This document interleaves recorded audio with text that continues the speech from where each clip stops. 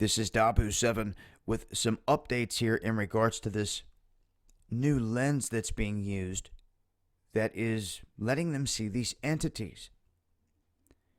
These invisible terrestrial entities now that they are calling them. I did a video on Dabu777 just briefly touching about this find, the initial find here, what they've discovered. Well, since then, a little bit more detail has come out, and what they are stating is that basically there's two different entities here. You have your invisible terrestrial entities of the first kind, and then you have the same thing of the second kind, or an ITE2. Now, what is different here is the fact that for the longest time, conventional optical instruments out there, when it comes to your telescope, use convex lenses.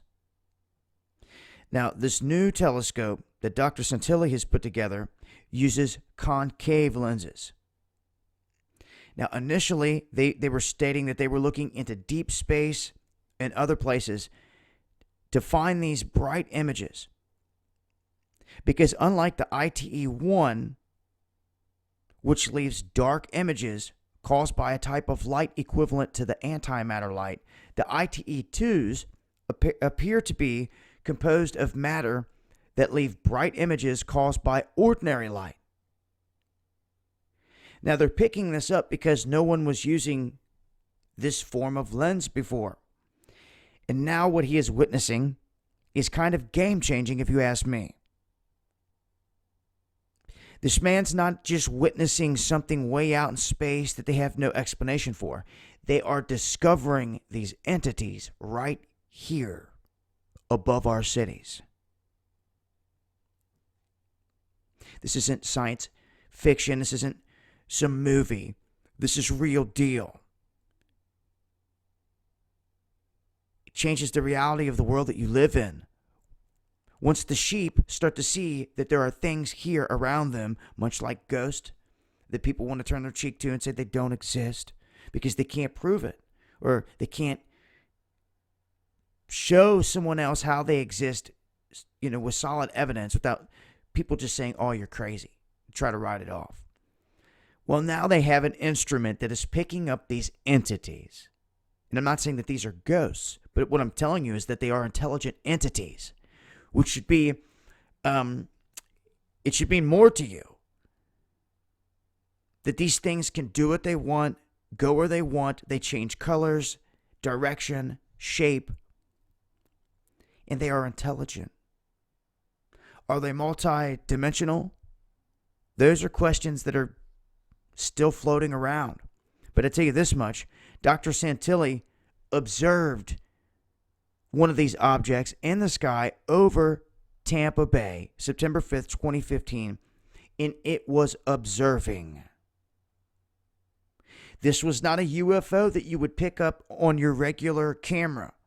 If it is related to that, you are seeing this finally in a different spectrum. When they're trying to sit there invisible, potentially, not no more. But the only people that's going to be able to see these objects are people that have this technology or that are putting it to use.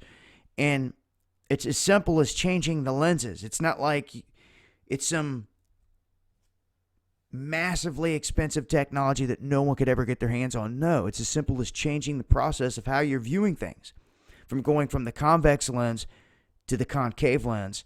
And for those that are interested